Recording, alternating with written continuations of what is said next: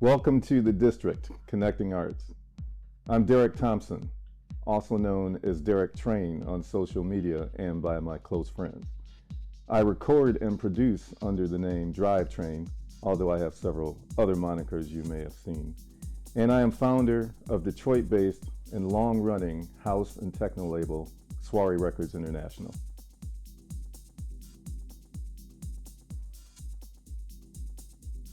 It's good to be here. I've actually started coming to Cologne back in 1997 when I was invited to PopCom by Klaus Bachor of Psychodrill Records. So yeah, it's always good to come back to Cologne. I'm usually here 2 or 3 times a year.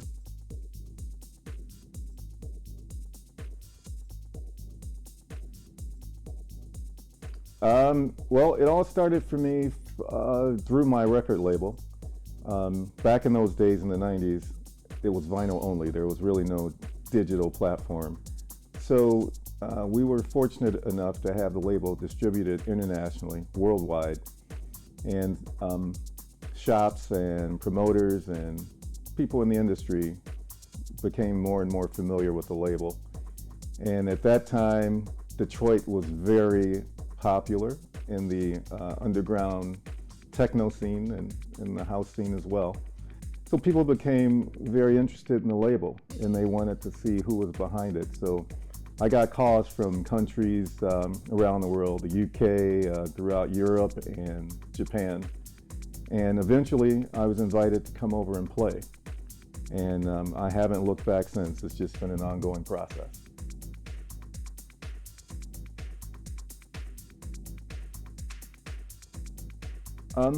Again, when I started out, there was only vinyl, and now you have many different options as far as DJing. The digital age has set in, and it's completely changed the way that DJs perform and the way that music is exchanged. Today, you can pretty much set the DJ on autopilot, and the DJ just kind of plays by himself. Which, you know, it works for some people, but for me, that's not an option. For me, I think vinyl will always be the king, because if you can play on vinyl, then you can pretty much play on all the other options. But if you are starting out as a digital DJ, there are things that you need to know to really be considered, in my opinion, a DJ, as opposed to just a music player.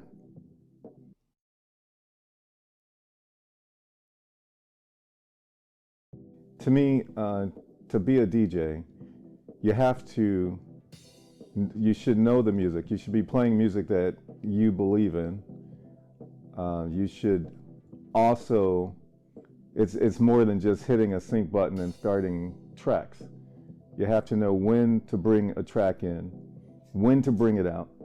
You have to know what tracks flow together nicely, as opposed to a train wreck.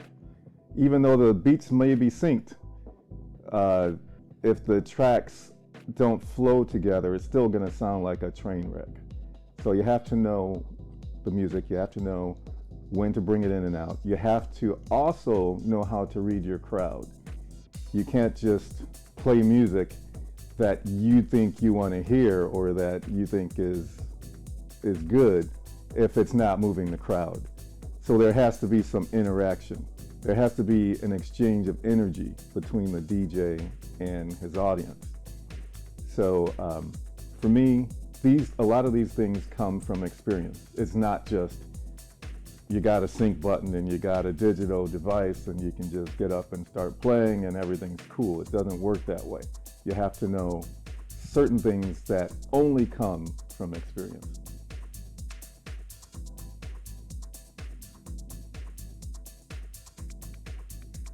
Well, again, I don't think that it's a prerequisite for you to play on vinyl. I don't think that to be a successful or even a good DJ, you have to know how to play on vinyl. Although I think that if you did start on vinyl, it gives you skills that you probably will not obtain otherwise. But again, to be a DJ, You have to know how to read the crowd, and you have to know your track selection. The sync button, as you asked about, as far as the crowd is concerned, I'm sure they don't care. They don't really notice if you're using a sync button or not. I guess I'm not anti-sync button, although I don't use it myself. The reason I don't use it myself is because I think that, for me, not using it allows me to maintain my level of skill. If I get lazy, I'm not saying that using the sync button is lazy, but for me, if I'm using the sync button, I feel like maybe I'm being a little lazy and I'm not really being true to myself. So people who use those technologies, I think it's fine as long as they know how to use it, and as long as they know the other basic fundamentals that I already mentioned about being a DJ. I have no problem with that. One thing I do have a problem with, though, is pre-recorded sets. People who record or have someone else record a set for them, and they're just standing behind the decks and, you know, pretending to be hitting buttons and turning knobs when actually they're doing nothing. A lot of times we see in some of these videos that the equipment isn't even plugged in or turned on. So that form of so-called DJing does not work for me.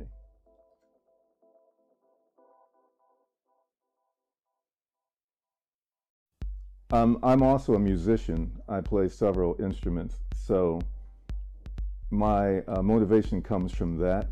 I might start off with a melody in my head, and then I might transform that to guitar, or I might have a bass line that may have come to me while I'm sleeping, and so then I'll pick up my bass and try and feel around it, or maybe it's some keyboard chord progression.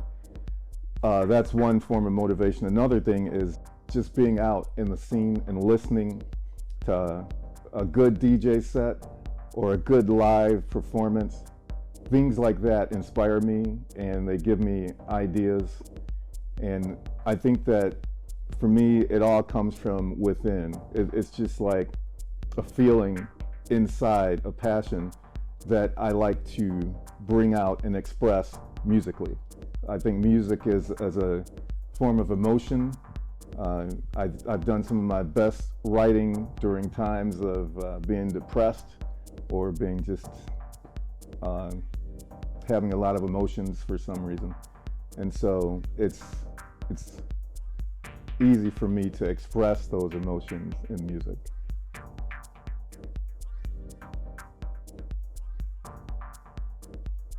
Yeah, actually the first release was in 1990, but the gear that was being used in that day, the nucleus of my studio, was the Roland S550 sampler slash sequencer.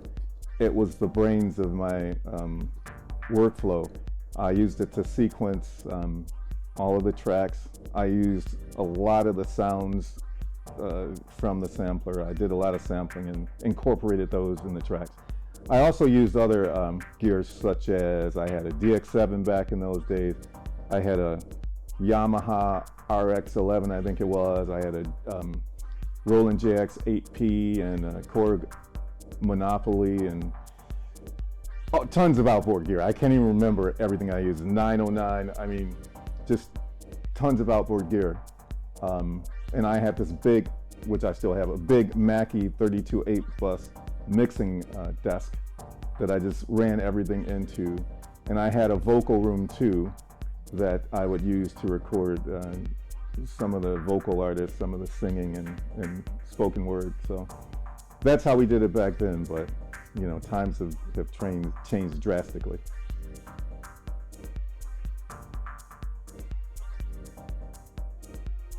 Music, producing it is definitely a fun experience for me. It's a process, and like I said, it's a way for me to express my emotions.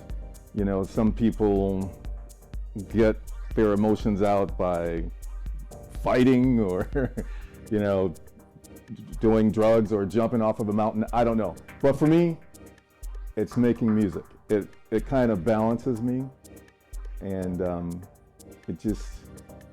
it keeps me going. Let's say But the thing about music, when it becomes a chore, when it's not fun anymore, that's when I'm gonna stop. The whole reason I do it is because I enjoy it. And when you don't enjoy it and it's forced, you can usually hear that in the music. If it's something that you enjoy doing, then it's usually a better outcome. The track sounds better, it's more polished. But when you force it, people can usually tell that something's not quite right.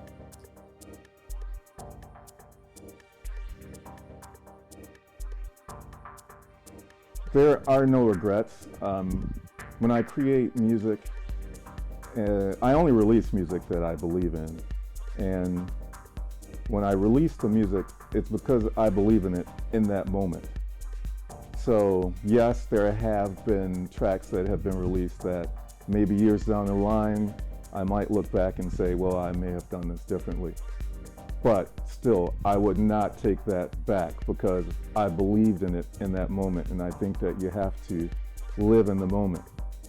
I know people who make tracks that they're not sure about. And I've known people to work on tracks for years and years and years because they're just never quite sure that this is what they want to put out. But I can't live like that. I have this inner clock, I guess you could say, that tells me that, okay, this track is finished and it's ready to go. So I put it out there, and 90% of the time, years down the line, I got no regrets. I'm happy, and I still feel that I made the right decision. As far as being bangers, when you say banger, I kind of think you mean something that's for the dance floor. I don't know if that's what a banger is or not. But a lot of the tracks that I produce are also down-tempo. And those, to me, when you do something down-tempo and stripped down, it can be the most emotional type of track that you can do because you don't have the drums and things that kind of take away from the emotion of the melody and the chord structure and the soloing. So I like to do a lot of tracks like that too. If you look through my discography, you'll find things from like classical to down-tempo to drum and bass. I mean, I kind of delve in all different genres. I don't like to limit myself musically.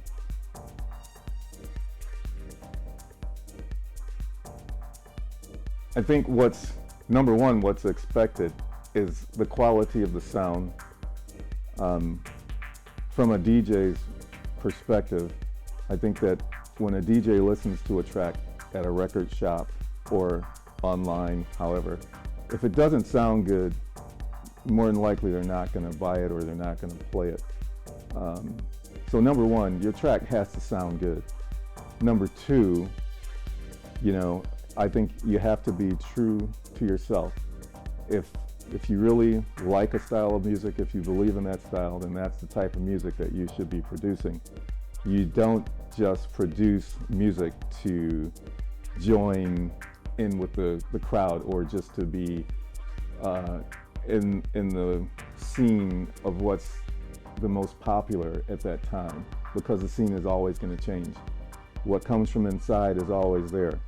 So that's why I think that you have to produce according to what you feel, and it will never grow old. It'll always work for you. Although it may morph into different stages, but if it comes from inside, then people can usually see that.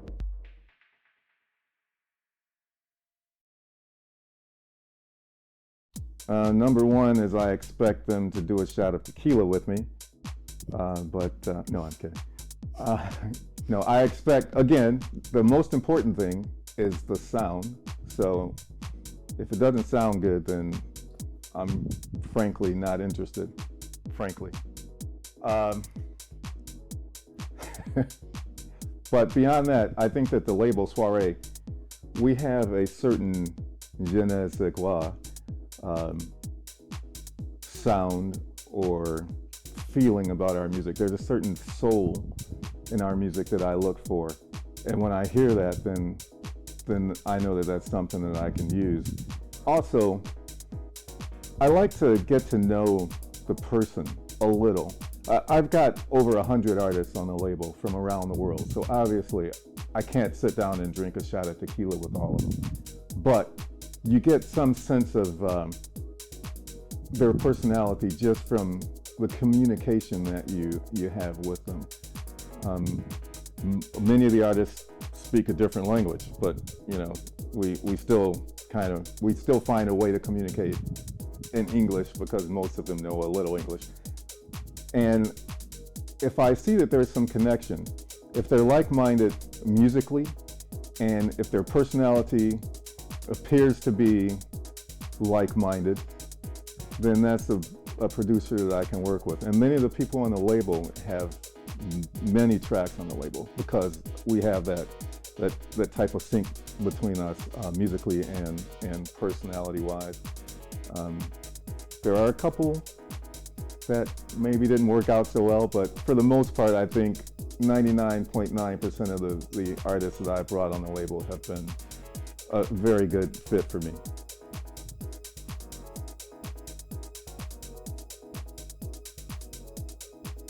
I was very young at the time, and I had these visions of becoming some huge rock star or something.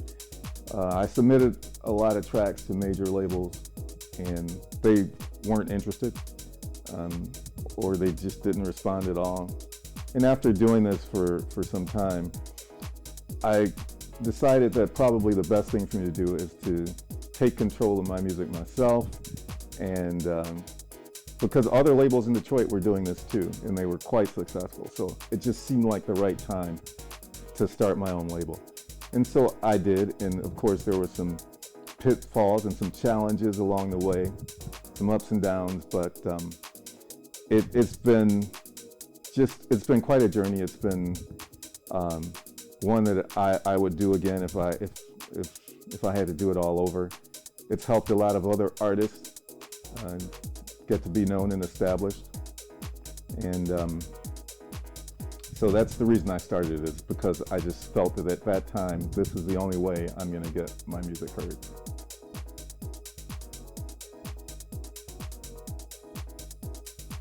What does it stand for? It stands for justice. No, it stands for,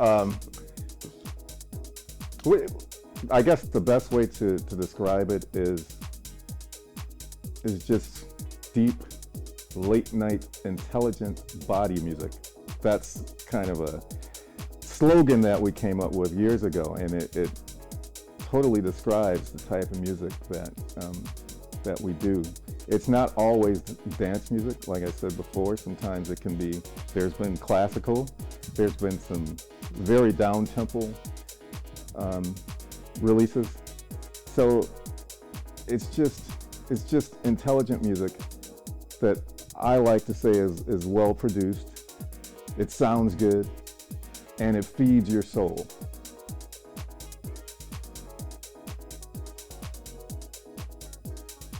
The business has changed. I think probably the most dramatic change is the digital revolution. Today, it's very easy to start a label and to have your digital files distributed on various platforms. So right now, we have a sea of music, and a lot of it isn't the best. So you have to do a lot of crate digging to find the jewel, the diamond in the rough. And with that is a challenge, because there's so many labels out there. There's a challenge of having your label and your music seen and getting the right exposure. I mean, that's always been a challenge, but back in the 90s, we thought it was a challenge. Today, it's like 100 times more of a challenge because there's just so many labels, which, it's got its upside and its downside. I think the upside is that, yes, now you can start a label and you can get your music heard, possibly, potentially. But really, are you getting your music heard? That's the challenge, because there's just so much. Another challenge is, as Soiree Records is distributed, every release is on vinyl, digital and streaming. But the vinyl challenge is that people aren't buying vinyl, obviously, as they were when that was the only option. There's a lot more people that are buying digital, and there's not much money to be made in that forum. So vinyl sales are much lower than they were 20 years ago. It's a challenge because a lot of the distribution companies that were around back in those days have closed because there's just not a demand anymore like there was at one time. So to find a good distributor that's willing to stick it out with you and be a partner, a business partner with your label, is also quite challenging. A lot of labels I know, they have to do their own distribution. They cannot, their own vinyl distribution. They cannot work with a distribution company because a lot of the distribution companies aren't taking on new labels. So for me, I've been fortunate enough, probably because my label's been around for such a long time and it's known, it's well known, I've been fortunate enough to maintain relationships with reputable distributors who are able to get our releases into the shops and into the right hands. That whole process has been the biggest challenge, I think, for me.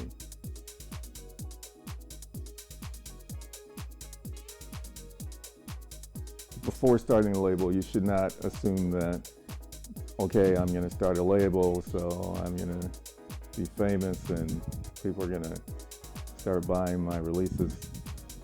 There's a lot of work behind being successful as a label. I think that promotion is number one because there's just so much music out there. You have to have some sort of promotional machine behind you or some strategy behind you to get your music heard, and that in itself can also be very taxing financially. It can cost a lot of money for you to get the proper exposure. There's a lot of exposure to be done on social media. There's a lot of blogs. There's still physical magazines. There's a lot of different avenues that have to be considered. And before you start a label, you really should take that into consideration. That should be one of your financial prerequisites, is to look at how much it's going to cost you to promote your label.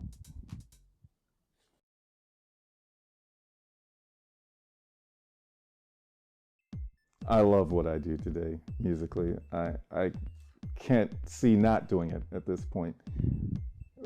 With the knowledge I have and all the challenges, even in spite of that, I think it's been worth it for me. I've watched people come and go, people that get in the business for the wrong reasons. Maybe they think it's going to be easy. Maybe they think if I've got this really hot track and it's just going to go to the top. And they try that for a few years and they see that it's not working out like they expected, and then they're out of the business. I've known people to get in the business because they think that they're going to get attention from the opposite sex. And when that doesn't work, they're right out of the business as well. So you have to be in it for the right reason. You have to be in it because this is in your heart, this is in your soul, and this is what makes you go. This is my lifeblood. This is what I do. So I can't even imagine not doing it. And like I said earlier, if it ever gets to a point that it's not fun anymore, then I'll stop. But even with all the challenges and all the unscrupulous people, you know, the users, the abusers, the haters, even in spite of all that, it's still worth it for me. Let's go.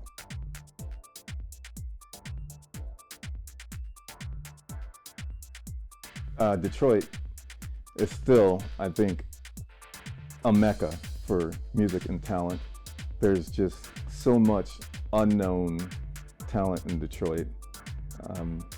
If you go to Detroit, you'll find that there's a community of artists underground young and old, new and from past generations, that come together and we just exchange ideas. We create, for the most part, we support each other. And Detroit has a long history of music. You can go back to the days of Motown in the 60s, when Detroit was just the king as far as music in the US. And even before that, Detroit has a very rich history of jazz music, which many people may not know about, but there was a huge jazz scene in Detroit, like in the 40s and 50s, when I was just a child. Just kidding. And today, still, we carry on with that tradition, with the techno music that came out of Detroit in the 80s. In the 90s, it just kind of exploded, and Detroit continues to widen that spectrum. There's a lot of very good house music coming out of Detroit. There's a lot of drum and bass coming out of Detroit that the rest of the world may not know about. So yes, I'm very proud of my city, and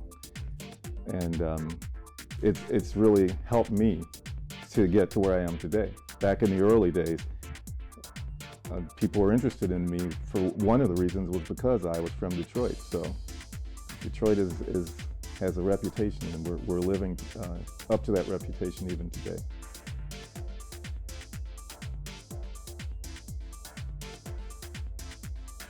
Detroit has, the artists have come through a lot of different stages in maturing to where we are today. Today, I wouldn't say there's pure harmony.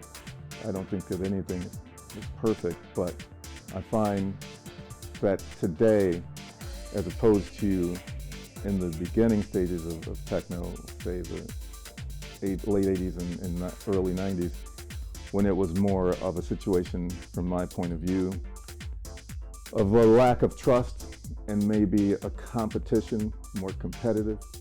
I think that today the artists have learned to work together and support each other. And I find that when people come to Detroit from overseas, they can see this. People have told me, just an unlimited number of people have told me how much love they feel and support when they come to Detroit, the way the artists work together. So I'm very proud of that community, and I'm glad to be a part of it.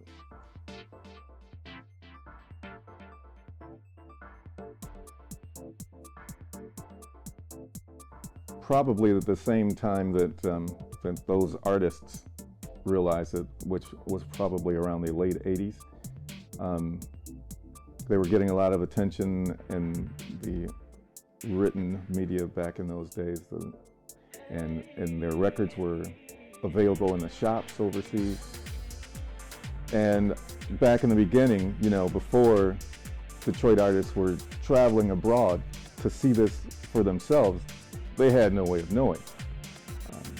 But then when the artists were invited to come over and to play and to do business, that's when it became very visible that, you know, how successful they had become.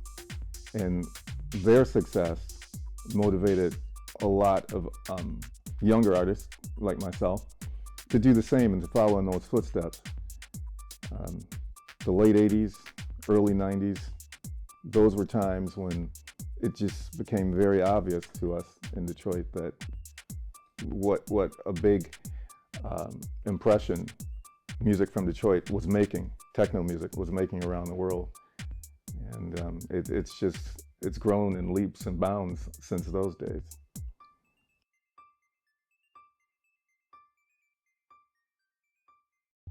If you had asked me that 20 years ago, I would have said Europe, but today the market has really grown in Detroit. Not only Detroit, the US and Canada, and even in Mexico. So there's a lot of opportunities on our side of the pond for artists that weren't available 20 years ago or more. And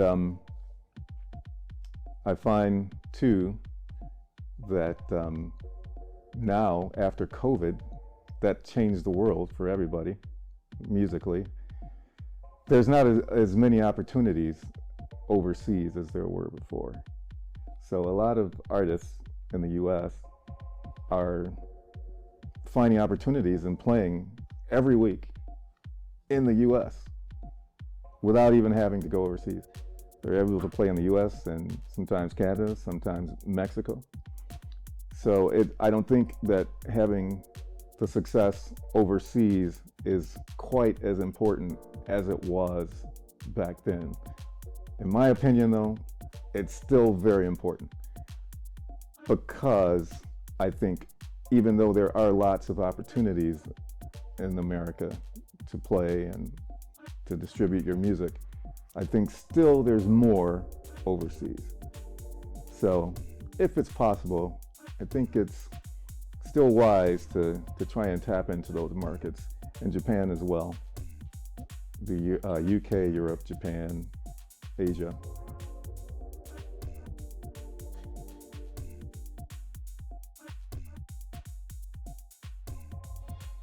You mean the connection between the two cities? Yes, there have been strides to do many things between those, Detroit and Berlin, and there's still a lot of things in the works. I think there's always been a connection between Detroit and Berlin, and there will always be that connection. I think that the things that they're working on, the things that are being talked about and that they're working to achieve, if there's success, these things could be huge, but there seems to be a lot of bureaucracy from the local administrations in the cities that may not be so willing to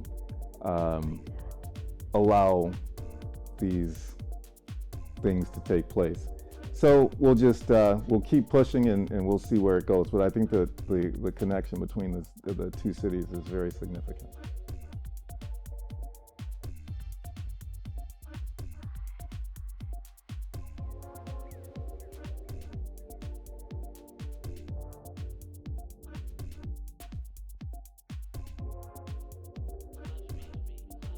Oh man, that's a tricky question.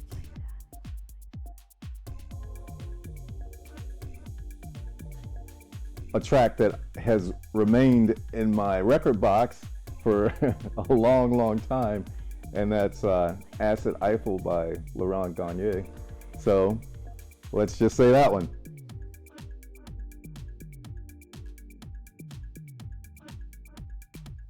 Much easier question to answer. That would be Lockstep, which I think was released in 1993 on vinyl only. There's a story behind that.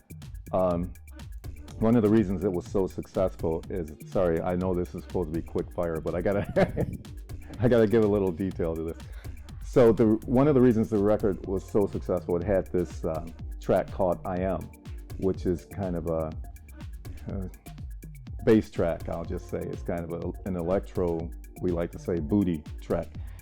And it was featured on one of Dave Clark's X-Mix videos and CDs.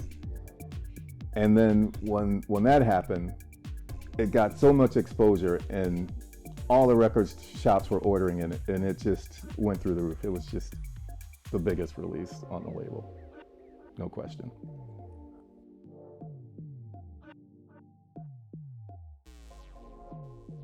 Oh, okay, so today, there's a place in Detroit called Detroit Threads, and they have new and secondhand records. They also sell a lot of Detroit t-shirts and stuff like that. So this is one of the major shops in Detroit. Also, Spotlight has become a major shop. They have all of the Detroit, well, I shouldn't say all of them, but they have a lot of Detroit selections and a lot of hard to find records.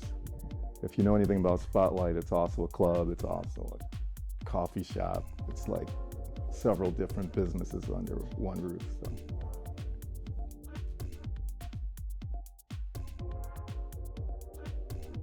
So when you say restaurant, you didn't say a good restaurant. So I'm just going to tell you a Detroit staple. It's White Castle. When you come to Detroit, you have to go to White Castle. The food isn't great, but it's good when you go like at 4 in the morning after you've been clubbing. Then the food there's nothing better. But also on top of the food, you always get some very good entertainment. If you go inside a White Castle, there's always some sort of sideshow that you can watch. So I would highly recommend that.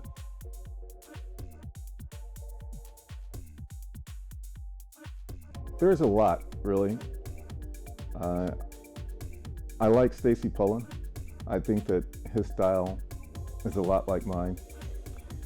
And I like, of course, DJ Bone, who no longer lives in Detroit, but I think he could be included in that. Wow, I could go on and on.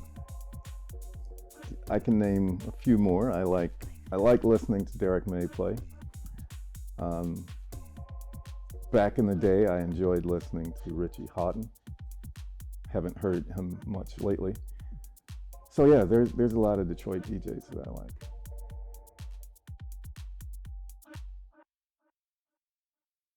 Other than Sven Väth. That's a joke. Wow. Wow, I should have an answer for that. Oh, wow. How about Andy Voss? What about me? How about Sick Electronic?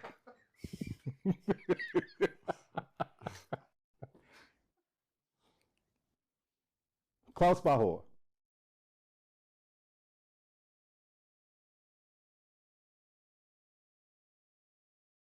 Things you should do. I think you should always be in tune with your audience. You have to be able to know how to read a crowd. That's number one.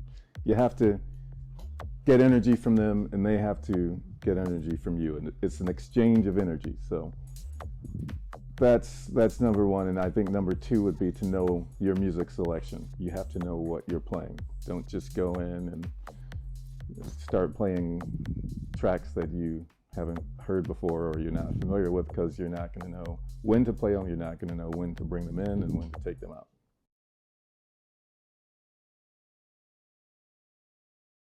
Things you shouldn't do. Number one, if you're playing after someone, don't hover around them with your records and your flash drives like, it's my turn, get off the decks.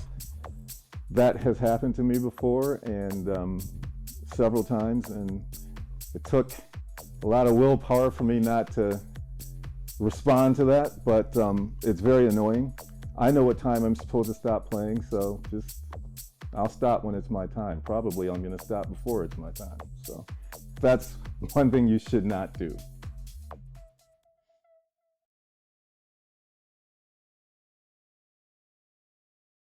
What about them?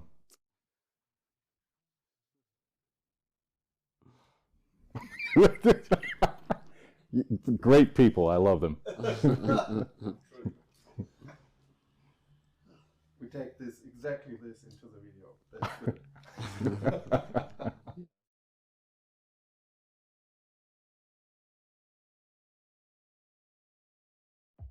I'd like to say in closing, I'd like to thank District Connecting Arts for conducting this interview, and also for Andy Voss of Your Store for allowing us to use his place for the interview. If anyone's interested in booking, you can contact District Connecting Arts, and they can make arrangements. And also, I'd like to encourage everybody to check out Soree Records International. You can Google it, or you can go to the website, soireerecords.com.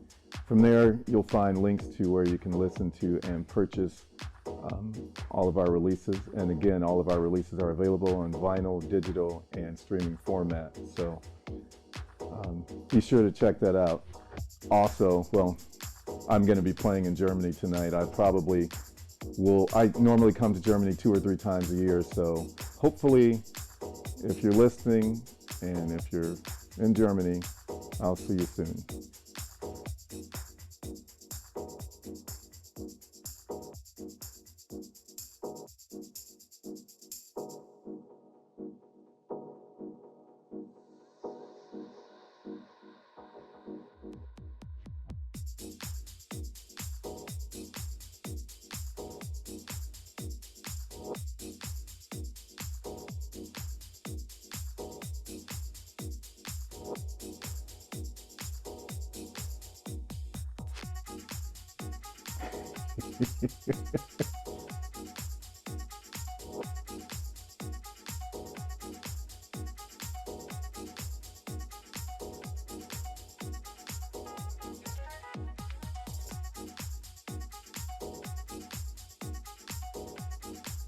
Am I saying that right?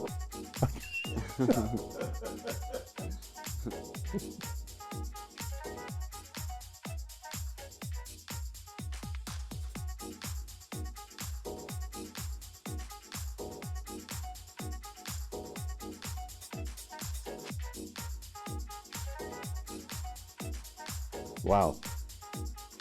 Wow, I should have an answer for that.